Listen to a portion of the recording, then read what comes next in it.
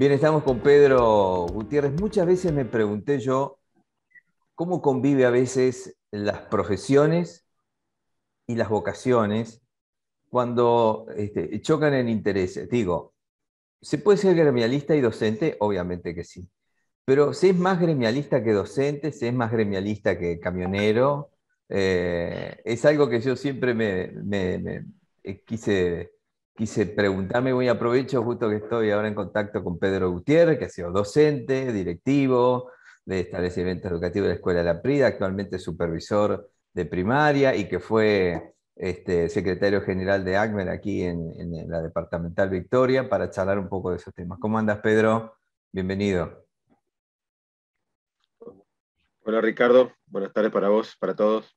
Bueno, yo me imagino este paso, vos que estuviste en todo este camino, eh, ¿te tira más el gremio? ¿Te tiró más el gremio? ¿Fuiste más gremialista cuando eras gremialista que docente? ¿O fuiste más docente que gremialista?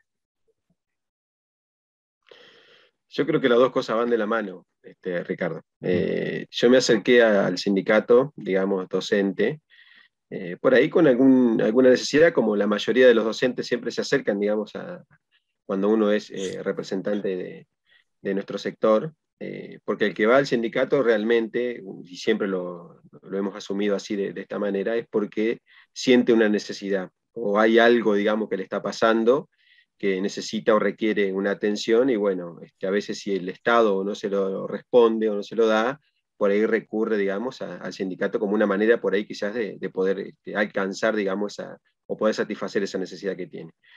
En mi caso, bueno, como bien lo dijiste, yo trabajé durante 17 años en la zona de islas, de acá del departamento de Victoria, en escuelas de personal único, y sabemos que en ese entonces las escuelas de la zona de islas estaban muy desatendidas, digamos, por parte del Estado provincial.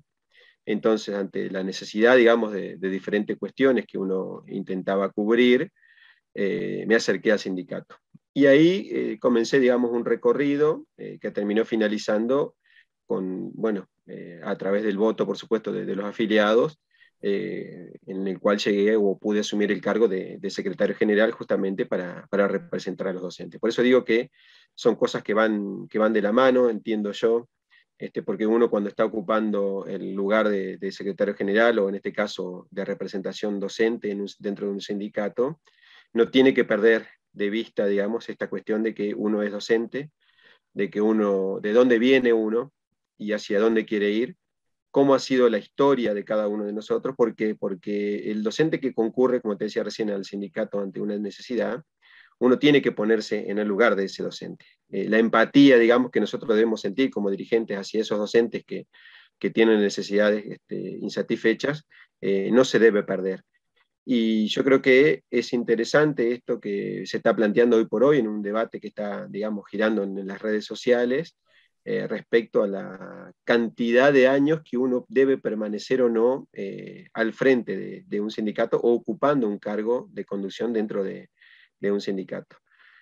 Para no perder de vista esto que yo te digo, la empatía o el ponerse en el lugar del otro o estar, digamos, acompañando desde un lugar de conocimiento, digamos, de la necesidad y del trabajo en territorio o en terreno, digamos, propio que cada uno de los docentes hace desde cada una de las escuelas.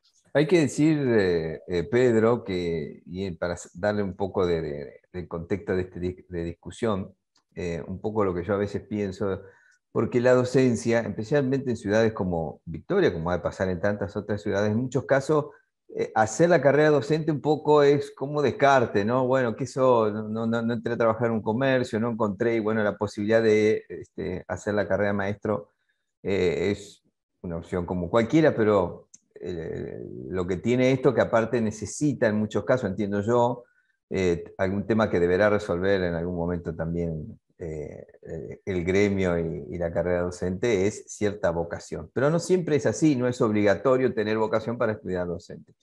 Y en muchos casos, muchos docentes, porque yo me imagino no es fácil estar frente al aula, estar frente a los chicos, con contextos a veces cada vez más complejos, a veces sospecho yo que el gremio es una alternativa, ¿no?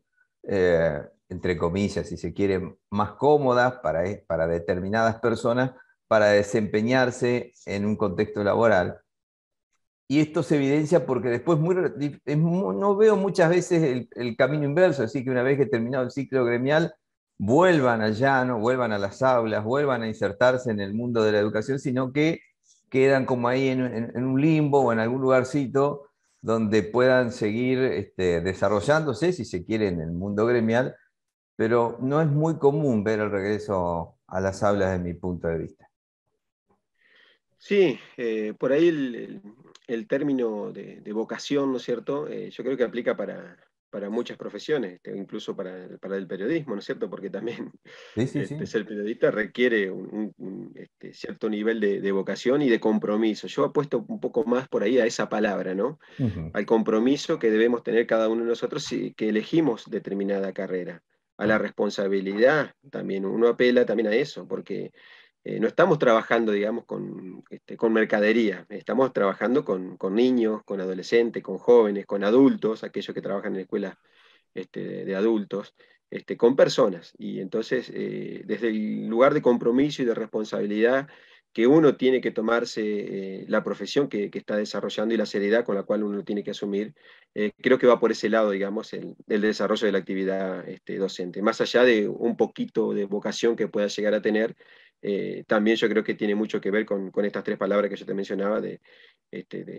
recién, digamos, en este comentario. Por ahí también, respecto a lo que vos planteabas, sí es cierto, yo cuando tomé el cargo de secretario general y lo hablé, digamos, con mis propios compañeros que me propusieron para ese lugar, yo lo planteé con la necesidad de decir, bueno, yo puedo como máximo, me gustaría estar más de 2 periodos, no. En ese entonces eran 3 años que podía estar por periodo como secretario general. ¿Por qué? Porque yo entiendo que después de 2 periodos, ya sea dentro de un sindicato e incluso más, yo lo trasladaría al ámbito político también. Yo entiendo que una persona de más de 2 años o 2 periodos, digamos en este caso, no puede estar lejos de la realidad propia o de la realidad que lo llevó, digamos, a ocupar ese cargo. Y lo digo en el sentido referido al sector docente. Bueno, yo dejé mi cargo, asumí la responsabilidad como secretario general, pero después quería volver nuevamente al aula, porque yo entiendo que ese contacto, esa realidad o ese trabajo, digamos, no se debe perder como ese horizonte que debe tener cada uno de los dirigentes en su momento, de decir, bueno, yo tomo o asumo una responsabilidad, pero también soy consciente de que una vez que finalice mi periodo, voy a volver a mi lugar de trabajo, voy a volver a estar en contacto con los estudiantes, voy a volver a estar en contacto con mis compañeros de trabajo. Porque yo lo veo así de esta manera, como te lo decía recién, no solamente para la parte sindical, sino también para la parte política. Todos aquellos políticos que permanecen mucho tiempo dentro de cierto nivel de poder o de ocupación de cargos, me parece que pierden la visibilidad que deberían tener o con la que comienzan a trabajar, digamos, a desarrollar su actividad. Se pierde ese horizonte y decir, bueno, llega un momento en el que te terminas ayornando al lugar, como que te termina gustando estar en ese lugar y como que no lo querés soltar. Ujú. Y yo creo que ahí está el error por ahí de las representaciones sindicales, en donde se empieza, digamos, a mezclar las cosas, también pasa en la parte política, en donde las personas comienzan como a sentirse imprescindibles, por llamarlo de alguna manera, y ahí se comete un grave error, ¿no es cierto? Yo creo que hay que darle lugar a nuevos compañeros, en este caso dentro de los sindicatos, creo que hay que darle lugar a que ingresen nuevas personas, que tengan otras miradas, que tengan otras propuestas, que empujen, digamos, este movimiento, digamos, que se produce dentro de los sindicatos como para que las demandas y las propuestas sean todas nuevas, sean innovadoras, porque vos fíjate que nos hemos encontrado dentro de nuestro sindicato por ahí con cuestiones que tienen que ver y lo llevo a un punto concreto, ¿no es cierto? El tema salarial. Ujú.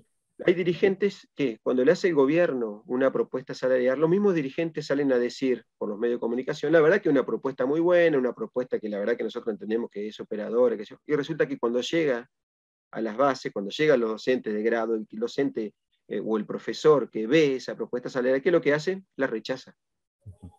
Es decir, no la acepta. ¿Por qué? Porque ven que esa realidad, que el dirigente lo ve como algo potable, el que está trabajando en el aula no lo ve de esa manera.